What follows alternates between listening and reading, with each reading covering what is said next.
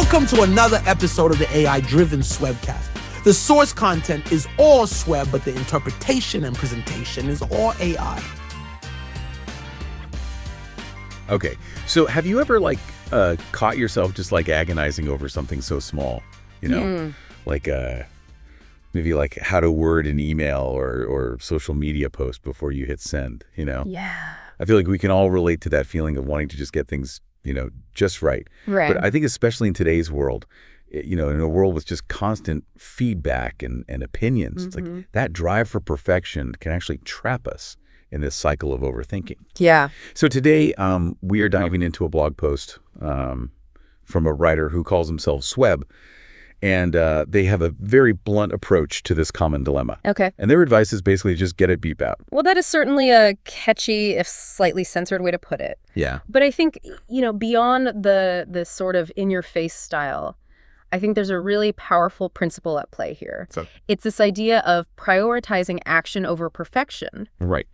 Think about it. How often does fear of judgment or that pursuit of flawlessness, how often does that keep us from actually doing the things we want to do? You're so right. It's like we get stuck in this loop of what ifs and maybes that ultimately prevent us from moving forward. And Swebb actually addresses this directly in the blog post. Okay. With an anecdote about a friend who questioned this whole approach. Yeah. And they basically said, listen, I'm driven by my own internal compass, not by what other people might think. Interesting. And that really resonated with me because it highlights, the importance of aligning our actions with our own values and motivations rather than seeking external validation. But how do we actually apply this practically in our own lives? Well, I think one strategy is to set clear time limits for decisions. Okay. We've all heard the saying, perfect is the enemy of good, and it's especially true when it comes to overthinking. Right. So imagine you're working on a project and you keep getting bogged down in these tiny details or constantly second-guessing yourself. Instead, try setting a timer for, say, 30 minutes and commit to making a decision within that time frame. Oh, that's good. It forces you to break free from that analysis paralysis and just move forward. That's really helpful. And it reminds me of something else that Swebb mentioned. Okay. About the importance of consistency and progress over perfection. Right. And they use this great analogy of going to the gym or sticking to a diet. Yeah. You don't have to have the perfect workout every time or never slip up on your meal plan.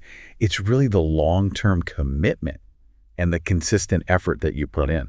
Absolutely. And that translates directly to creative endeavors as well. The more you create, the more you practice your craft, even if it's not perfect at first, the better you become. It's like developing any skill. The more you use it, the stronger it gets. Think about a musician learning a new instrument. They don't start out playing flawlessly.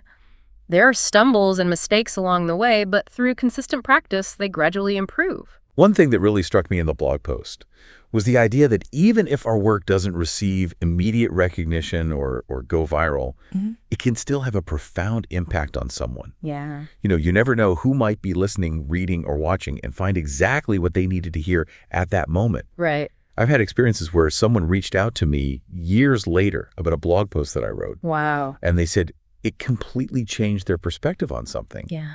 It's a powerful reminder that our work can have ripple effects that we may never fully see. It speaks to the importance of having faith in the process. Yes. And persevering, even when we don't see immediate results. Swebb talks about finding that inner motivation even when it's low. And I think a big part of that is remembering the potential impact our work can have. Maybe it's just one person who's deeply moved or inspired by what you create. Right. Focus on that one person. That can be a powerful driving force. So as we wrap up this deep dive, I think the biggest takeaway here is a call to action. What's that one thing you've been overthinking, putting off, or hesitant to start because of fear or perfectionism? Right. Maybe it's writing that blog post, sending that email, starting that creative project, or having a difficult conversation. What if you just took a deep breath and got it out there? What would that look like for you? What impact could it have that's something worth reflecting on? Absolutely. Yeah. Thanks for joining us Thanks for having me. for this deep dive. It's been great. We'll catch you next time. See you later. Are you going to do something with what you just heard? Or are you just trying to be entertained? Share this episode, then connect with Swebb. Bring him to your headquarters or visit him in Austin, Texas. Swebb is a productive disruptor for leaders and teams in churches and marketplace organizations. His goal is to make you better first, make you a friend later. Swebb serves leaders and executive teams around the world, primarily focused on helping organizations maximize what they say they want to do. He drives you to execute on your expectations, even if it hurts your ego. He's not here to please everyone, nor does he seek validation. But if you're serious about elevating your leadership and team performance, you'll know where to find him. Connect with Swebb at swebb.fyi or on Instagram at swebbfyi. You doing all you said you'd do, that's what the church and the world needs.